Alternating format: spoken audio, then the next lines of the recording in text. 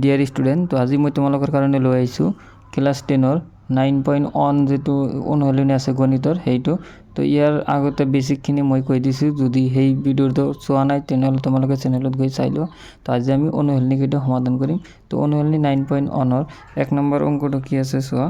1 নম্বৰত আমাক কি কৈছে, ভূমিলৈ এটা উলম্ব খুঁটি শীৰ্ষৰ পৰা টানকৈ টনা। তাৰ মানে ভূমিৰ মাজত এটা মই মানে বেছিক যেটো ক্লাছ কৰিছোঁ তাত মানে এইবিলাক আলোচনা কৰিছোঁ। তো সেইটো চাই ল'বা, তেনেহ'লে তোমালোকৰ কাৰণে বুজাত বহুত সুবিধা হ'ব।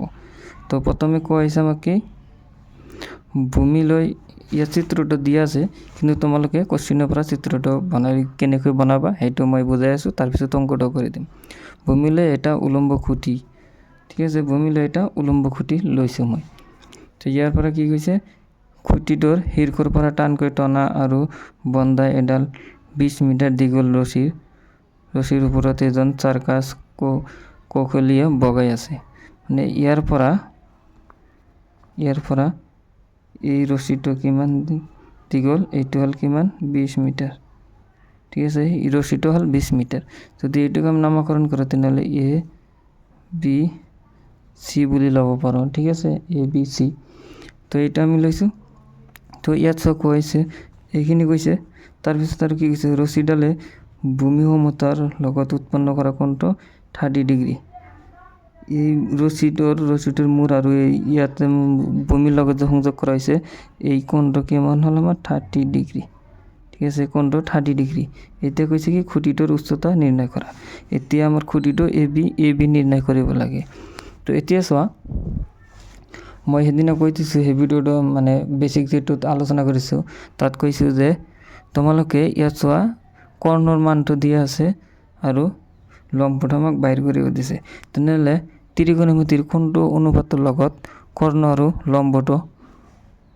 লম্বটোৰ সম্পৰ্ক আছে, ঠিক আছে। কৰ্ণ আৰু লম্বৰ সম্পৰ্ক থকা ত্ৰিকোণমিতিৰ অনুপাত কোনটো হয়, সাইন থিটা, ঠিক আছে। তো সাইন থিটা হয়।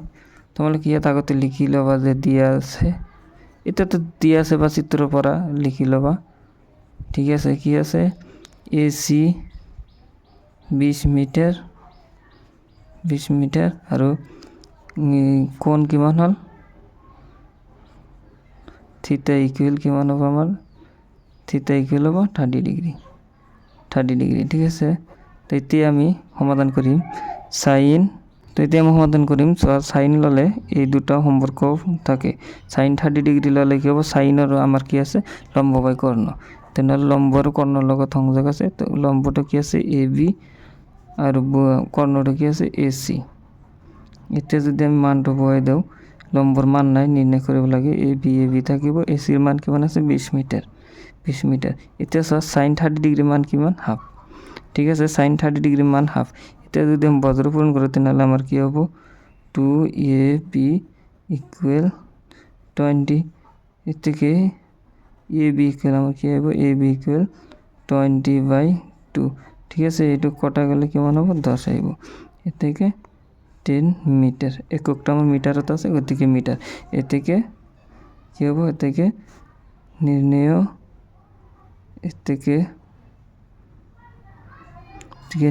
কি দিয়ে আছে কোশ্চেনটোত চোৱা, কি কৈছে, খুঁটিটোৰ উচ্চতা নিৰ্ণয় কৰা। এতেকে নিৰ্ণেয় খুঁটিটোৰ উচ্চতা